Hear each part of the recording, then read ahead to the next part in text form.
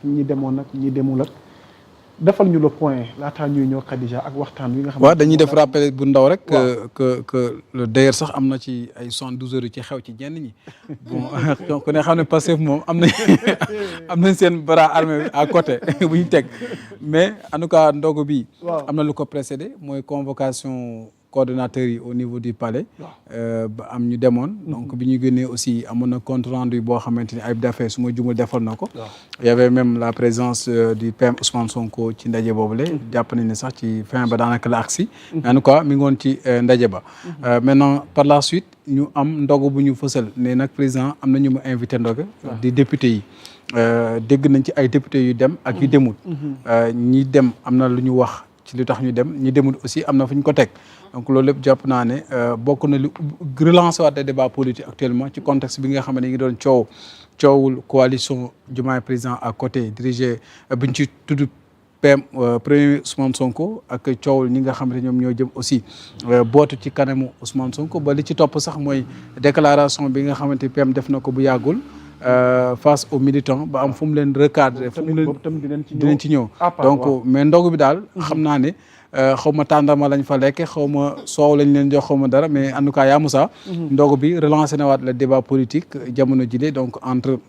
ñi nekk ci keppaaru Diomaye ak ñi nga xamante ni jusqu'à présent ils sont fidèles au projet rawatina ci kii nga xamante moom moo incarné lu mel d'ailleurs boo tudde boppam le guide de la révolution et que loolu aussi mënu ko koo bañal donc mu nekk loo xamante je pense que le débat est ouvert et on peut quand même ñu gën ci élargir davantage avec notre invité sur place. Alors soxna Khadija on va aller point par point déjà le lieu choisi pour ngeen dajee ndogu foofu parce que ci nguur yi fi jàll am na luñ daan def di jaawale politique ak patrie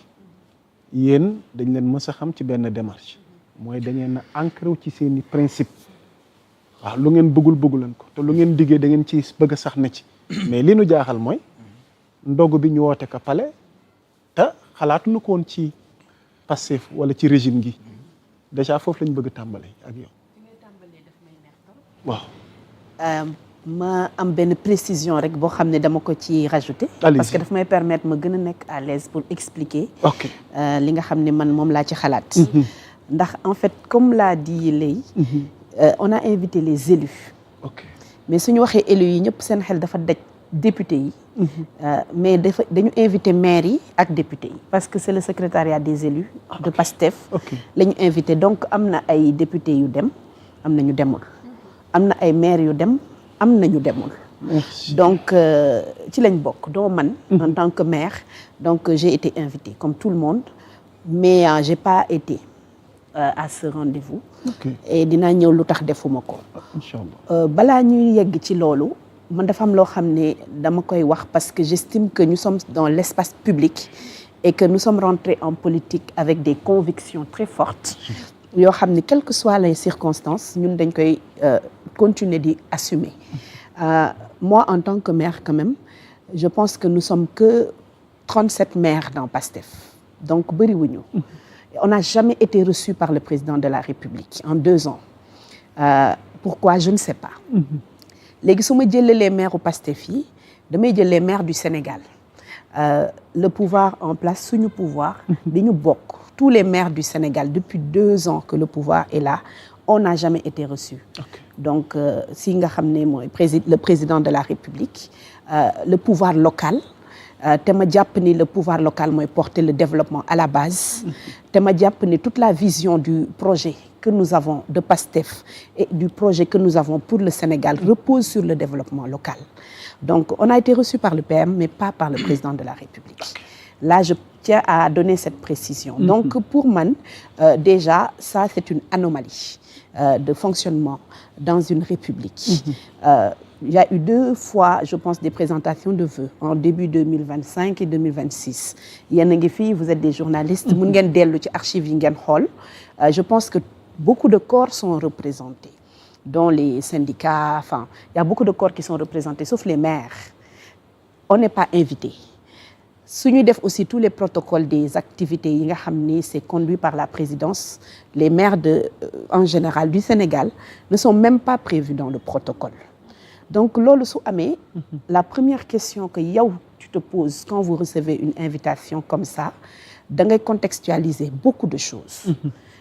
dont li ma ñëw expliquer léegi li ci tegu mooy man dama jàpp ni c'est le militant Diomaye qui a invité des militants de PASTEF donc ak situation dëkk bi ni mu demee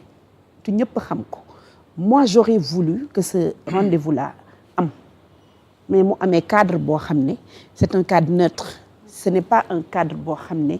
c'est au palais de la République mu nekk un débat ouvert parce que ay nit suñuy ànd li am yëpp ñëpp di ci waxtaan ñu bokk parti am opportunité wax dañuy bëgg nag wax mais en toute liberté mu bañ a am lenn loo xam ne daf ñuy tënk donc format boobu man moo ma doon gënal des militants ensemble yu am des problèmes ñu mën a waxtaan sans filtre ku mel ni man ñëpp xam nañ ni j'ai mon franc-parler et j'ai beaucoup de choses à dire et je le dis toujours quand je pense que war naa addu si li nga xam ne dafa xew te ñu nekk ci parti bi nag yàgg ci lool nag suñu baat si kaw on est là et on sera toujours là parce que Pastef dañ ko porter ci suñu xol dañu porter ce projet gëm ni dañ ci war a apporter suñu contribution donc lépp lu ci am aussi dañuy am suñu responsabilité am suñu xalaat mais bëgg koo wax mais dañ ko bëgg di waxee ci cadre boo xam ne méngoo na ak la nga xam ne démb moom lañ doon wax li tax may wax loolu man dama dem fu nekk contre ni ñuy utiliser le palais de la République sous Macky Sall neexuma woon biñ fay def Bourguédé je pense que biñ koy introduire Bourguédé foofu lañ ko defee woon mu metti woon ma trop ma génn def ci publication je me rappelle bi nga xam ne dañu bëggoon mu nekk seen troisième mandat seen candidat moom foofu la dajale woon njabootam ñu def meeting voilà justement ñu def meeting ci biir palais bi ñu dénoncé woon ko ñuy gis toujours aussi muy recevoir ay militants yuy jóge partout dans le Sénégal des Ndiaga Ndiaye qui s'arrêtent des faits yoo xam ni biñ koy dénoncer conviction lañ ko def voilà lu ne am na fa donc loolu yow te ko dénoncer de manière ferme mu nekk loo xam ne dénoncer woo ko pour dénoncer da nga ko dénoncer woon parce que da nga jàppoon ni lii warul nekk la permanence d'un parti donc je me dis que aujourd'hui su ma demee foofu loolu yëpp ma doon dénoncer ça veut dire que je ne suis pas cohérente man personnellement avec moi-même donc ça je le dis je parle à mon nom propre je le dis parce que je ne suis pas là en train de dire pourquoi telle personne dem ou telle personne demul là n'est pas ma question moi ma question est d'être cohérente avec moi-même par rapport ak li nga xam ne man mooy sama conviction c'est comme ça que je vois la chose donc je ne suis pas partie pour cette unique raison mais je voulais que les rencontres avec le militant et le frère de parti Diomaye am parce que dañu bëri nag lu ñu bëgg a xam lu ñu bëgg a comprendre à ce qu'il paraît, les frères qui étaient là-bas ont posé des questions importantes et je pense que aussi réponses yi génn na et c'était des réponses yoo xam ne nit ñi tamit bëggoon nañ ci am ay tontu am nañ ko donc moi c'est ça que je peux dire pour cette situation-là dire que dans un parti il y a pas quelque chose de plus normal que des militants yoo xam ne ñoo bokk espace politique bokk parti bokk conviction di rencontrer wu le seul bémol que moi j'ai trouvé man personnellement mooy que j'aurais voulu que ça se passe dans un autre endroit plus neutre pour nous permettre de mieux nous exprimer ci li nga xam ne moom lañ xalaat avec sincérité avec respect mais surtout avec fermeté. Ok. Il y a eu des questions essentielles, voire même importantes, qui ont été soulevées lors de la rencontre. Junj nga ko léegi bokk na ci moom Diomaye avec sa coalition Diomaye président mu leeralal leen candidature Ousmane Sonko soxna laal la comme ni nga ko waxee waaye ndax moom it 2029 daf ci am ay intentions mais mu mel ni dafa nekk dans le clair-obscur selon compte rendu yu ñu am il n'a pas été clair buñ ci dikkaatee sa position par rapport à ces réponses yi nga xamante ni yow jot nga ko ci compte rendu ñi fa teewoon. En tout cas benn moom xam naa ko. man benn position rek moo ma intéressé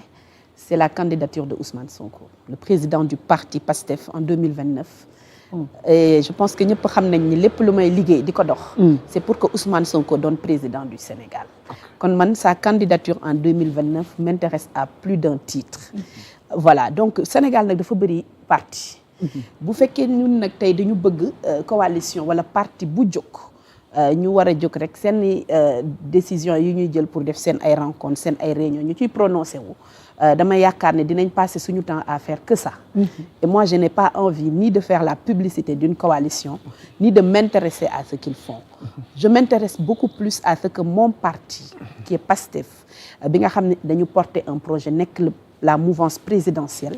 am un président aussi charismatique muy Ousmane Sonko décliner une feuille de route boo xam ne ñun militants yi moom moo ñu tënk mooy nan la ñuy def pour vulgariser les travaux yi nga xam ne gouvernement bi mu ngi koy def nan la ñuy def tey ba renouveler la base ñuy dem ci ay renouvellement mais surtout nan la ñuy def ba gën a dëgëral taxawaayu parti bi donc loolu aujourd'hui moo gën a am importance pour nous. Et comme il l'a dit parce que mooy point bu jëm ci la sortie d'Ousmane Sonko. Mais certainement restant toujours ci cadre ndaje boobu. Réponse bi mu apporté par rapport à la candidature de quoi on parle ban appréciation nga ci def parce que il paraît que il est dans le clair-obscur ni oui ni non. lañ ci gën a mën a gis. Mais je pense que question boobu il faut lui demander directement man du ma nettali sama gént di nettali géntu moroomam. sama moroom li ma leer man ma xam ko. mooy man li nga xam ne moom laay jóg di ci dox ak des milliers et des milliers de militants de PASTEF. ñun loolu moo ñu concerné et c'est la candidature de Ousmane Sonko ñu gëm ko nag. gëm ko te nar ko porter en 2029 donc loolu moo ñu amal njëriñ te jàpp nañ ni. ndax dinañ leen ko yombal. yomb ou pas nous on sera en 2029 incha allah. ñu ngi ñaan kon da ngay dëggal la mu waxoon que ne élection yi ma bokk rek ci mën la neex. en tout cas li may wax rek Ousmane Sonko tey sa candidature ne souffre d'aucune chose boo xam ne mën na ko empêcher xanaa yàlla. donc c'est notre candidat en 2029. loolu moom amul sax sikki sàkk. moi je ne veux même pas parler de la candidature de quelqu'un d'autre. bu fekkee nag dafa am ñeneen ñoo xam ne dañu aspirer à être candidat. c'est leur droit le plus absolu. Sénégal dañu ne nit ku nga xam ne am nga les critères yi nga xam ne mën na la permettre nga nekk candidat. kenn mënu la empêcher nga nekk ko su fekkee tu respectes en fait li nga xam ne moom lañ laaj candidat. mais ñun suñu candidat moo ñu intéressé et notre candidat est Ousmane Sonko. le candidat de PASTEF est Ousmane Sonko et je pense que le peuple sénégalais si globalité boo demee interroger leen ñoom ci seen bopp ñoo lay wax que ñun ñoo bëgg Ousmane Sonko jiite Sénégal parce que tey li may wax mooy Ousmane le président Ousmane Sonko nekkatul koo xam ne Pastef moo ko moom quand je dis Pastef damay wax ñi nga xam ne dañu nekk des militants affirmés de Pastef il y a énormément te ñooñu ëpp de militants et de sympathisants yoo xam ne tey ils ne sont dans aucun parti et ils sont véritablement des sympathisants de Ousmane. Ils ne sont pas des adhérents de PASTEF. Attention, c'est des sympathisants de Ousmane Sonko. Et loolu moom defe naa moom c'est une réalité boo xam ne fu nit dem boo waxtaanee ak nit ñi ñu wax la bëggeel ak cofeel bi ñu am si moom. te bëgguñu ko rek parce que tout simplement dañu xëy rek gis benn nit taxaw ñu ne kii lañ bëgg. dañ ko bëgg parce que daf ñu wan loo xam ne tey jàpp nañ ni valeur yi muy incarné muy la cohérence la constance koo xam ne dafa bëgg Sénégal biñ ko découvrir dans l'espace politique ba léegi il a changé la manière de faire de la politique au Sénégal bi ñu faloo ba léegi aussi li muy wax rek ñu solal ko muy mbubu premier ministre ñëpp gis nañ jéego yi nga xam ne mu ngi ko ciy def di ci nekk ak rigueur boo xam ne aussi mais aussi ak souverainisme boo xam ne daf koy incarner di ko porter mu nekk loo xam ne aussi moom mooy suñu talon d'Achille si suñu parti donc man personnellement Khadija Mahécor Diouf je me lève tous les jours di dox di jëm ci 2029 avec Ousmane Sonko comme seul et unique candidat et maa ngi ñaan yàlla mu nangul ñu ko te gëm naa ne suñu liggéeyee dox jëm si loolu yàlla dinañu ko nangul incha allah. macha allah amatina solo dañuy jéem a avancer ci même sujet bi Thioune amoon nga ci ay position waaye xëy na rappel bi mën na profiter ñi ñuy teewluwaat ci li xewoon Palais ak tey jii nii njàngat gu am solo gi nga xamante ni soxna Khadija Mahécor Diouf amal na ko ci. man ci forme bi ma position rejoint celle de Khadija et waxoon naa ko fii balaa même Sonko di ci wax j'avais dit daaw principe du mënoo am principe à géométrie variable wala principe par circonstance principe da nga koy gëm même bu ñu la tiimalee bal da nga koy répéter